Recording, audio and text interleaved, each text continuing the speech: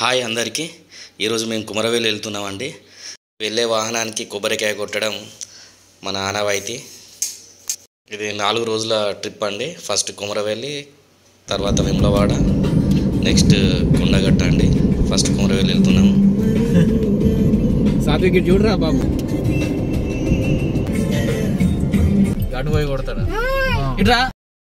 వాహనం గోదావరి దాటేటప్పుడు గోదావరికి కొబ్బరికాయ కొట్టడం కూడా ఒక మన సాంప్రదాయం. మా డాడీ వెళ్ళి కొబ్బరికాయ కొట్టి వస్తుండు.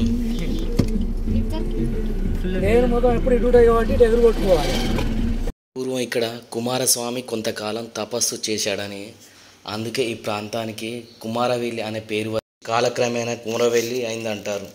పరమశివుడు ఇక్కడ తన భక్తులను కాపాడడానికి ఆదిరెడ్డి నీలమ్మ అనే దంపతులకు కుమారుడుగా జన్మించాడని ఇక్కడ క్షేత్ర పురాణం తెలియజేస్తుంటుంది. నిహాన్ ఇంటి దగ్గర మొదలుకొని కుమరవేలి వెళ్ళేరాక పడుకున్నాడు. జర్నీ మొత్తం స్లీపింగే.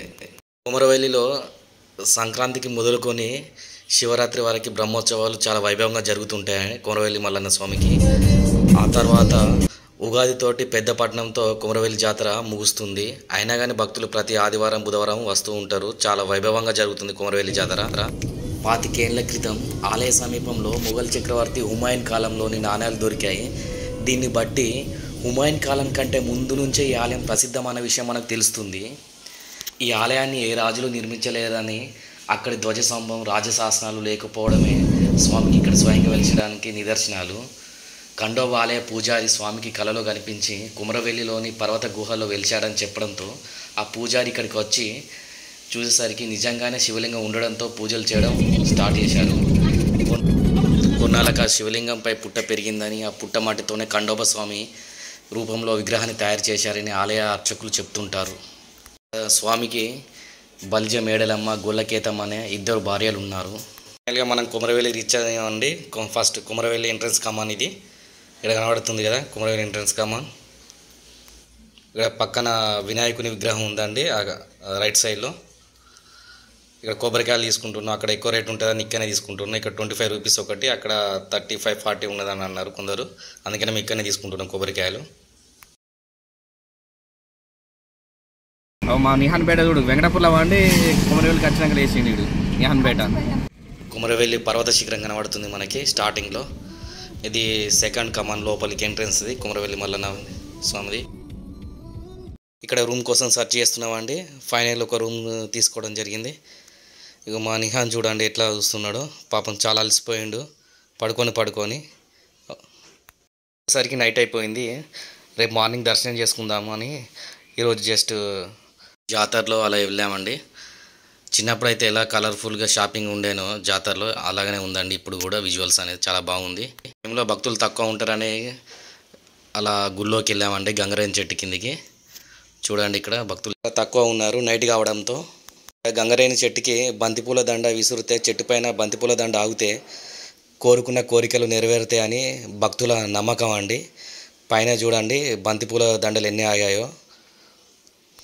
శివసత్తుల ఆట దప్పుల మధ్యలో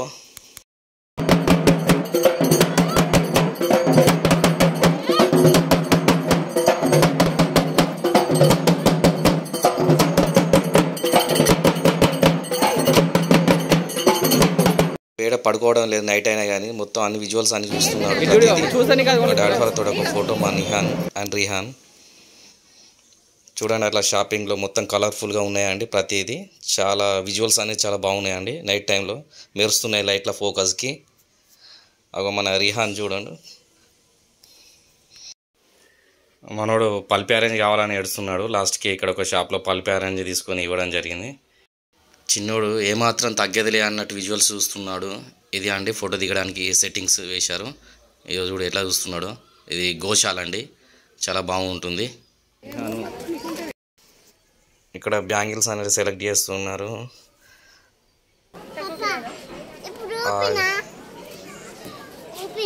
ఊపినవా?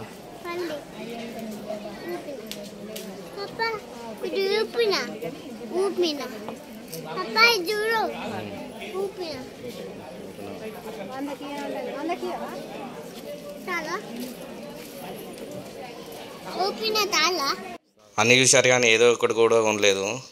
మా అమ్మ దాన్ని 100 రూపాయలు అడుగుతుంది. బయట 300 అట్లా ఉంటుంది. ఇప్పుడు ఇక్కడ నుంచి వెళ్ళి బతుకమ్మ బండ అని అక్కడికి వెళ్తున్నామండి. ఇక్కడ నైట్ అయింది, 10 అవుతుంది. ఇదిగో బతుకమ్మ బండకి రీచ్ అయినాం.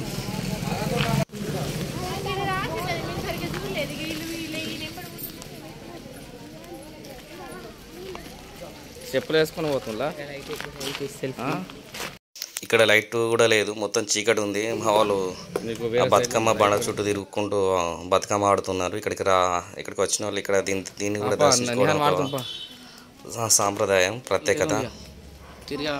ఇక్కడ మా నిహాన్ కూడా బతుకమ్మ ఆడుతున్నారు బతుకమ్మ బండ చుట్టూ. మా డాడీ ఎత్తుకున్నాడు రిహాన్ని. చూడండి, మావాడు నిహాన్ కూడా పాట పాడుతున్నాడు, బతుకమ్మ పాట తిరుక్కుంటా. చూడండి ఇట్లా.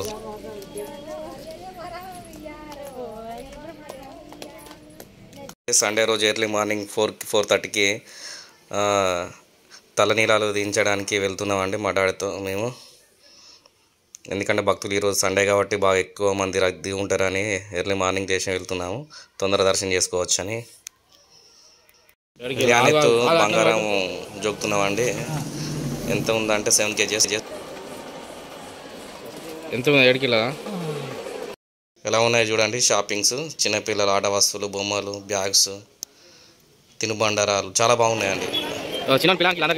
చూడండి, దీనికి కూడా డబ్బులు పే చేయాల్సి ఉంటుంది.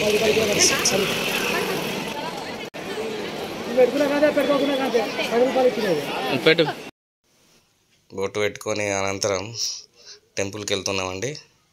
మా వాడు అయితే బొట్టు పెట్టుకోవడానికి వెనక తిరుగుతుండు, ఆగట్నే లేదు మొత్తం చిన్నోడు.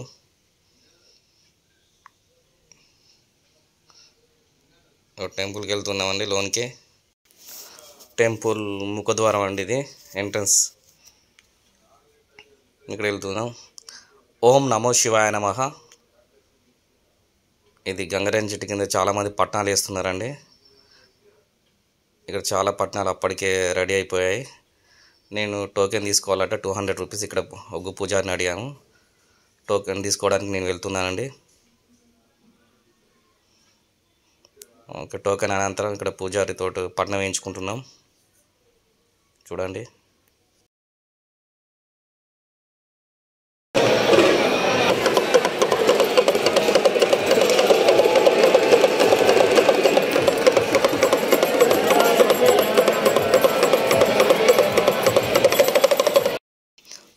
ఒగ్గు పూజార్ల దగ్గర ఉండే డమరుకం సౌండ్ ఇస్తే వేరే లెవెల్ ఉంటుందండి, చాలా బాగుంటుంది అది.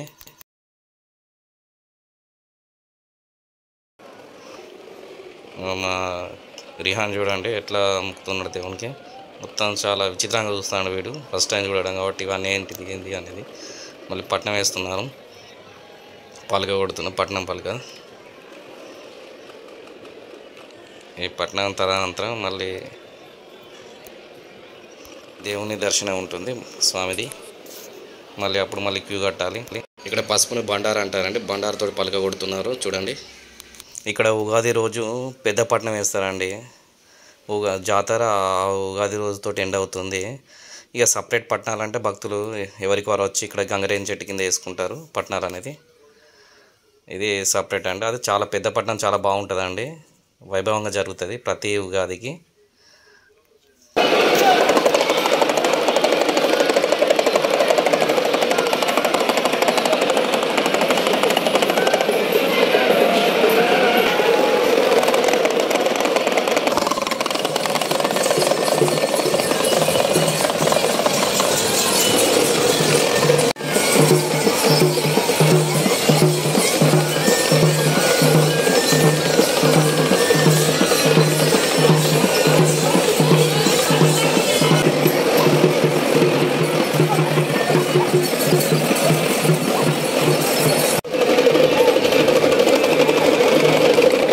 ఇక్కడ శివసత్తుల పూనకం, డమరుకం సౌండ్ వల్ల ఇది వేరే లెవెల్ పూజ విధానం చాలా బాగుంది.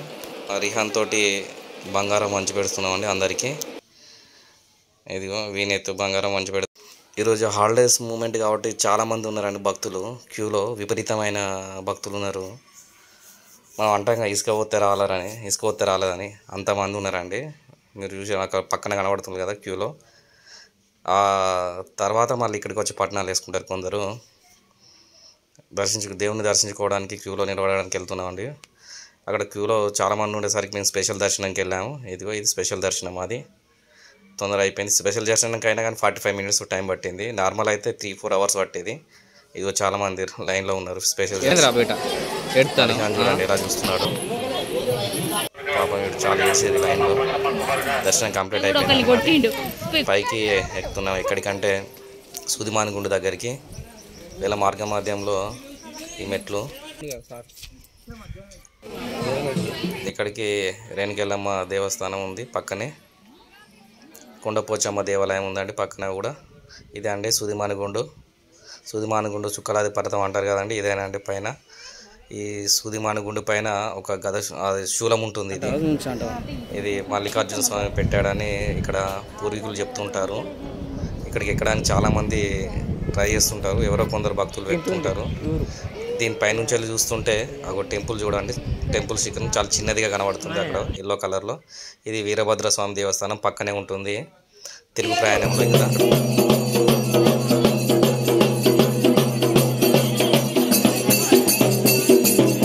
ఇక్కడ నుండి మల్లికార్జున స్వామి రథం దగ్గరికి వచ్చామండి. అతను పూర్వం ఇదే రథం పైన స్వారీ చేసేవాడని చెప్తుంటారు. ఈ రథాన్ని తీసుకొచ్చి ఒక వేప చెట్టు కింద పెట్టారట. అదే వేప చెట్టు అప్పటి నుంచి ఇది ఇలాగనే ఉంటుందని ఇక్కడ క్షేత్రపురాణం అని చెప్తూ ఉంటుంది. ఇక్కడ నుంచి వెళ్ళి ఇక ఇంటికి వెళ్తున్నామండి. వచ్చి ఒక పొద్దు ఇడిచి మళ్ళీ నెక్స్ట్ జర్నీ స్టార్ట్ చేసామండి. సెకండ్ డే భీమడవాలకి. ఓకేనండి, ఎగ్జిట్ కమాన్. భీమడవాల పోతున్నాం అని చెప్పు. Okay friends, okay bye friends అను. ఫ్రెండ్స్ మా తమ్ముడు గుండు ఇచ్చినాం. ఇక్కడ దర్శనం కంప్లీట్ అయిపోయి భీమడవాల వెళ్తున్నామండి. ఇక్కడ మాత్రం చాలా బాగా అనిపించింది నాకు. ఇంకో రోజు ఉంటే బాగుండేమో అన్న విధంగా ఉందండి. ఇక్కడ ఏదైనా కానీ చాలా అద్భుతంగా ఉంది. ఓకే అండి, thank you for watching video.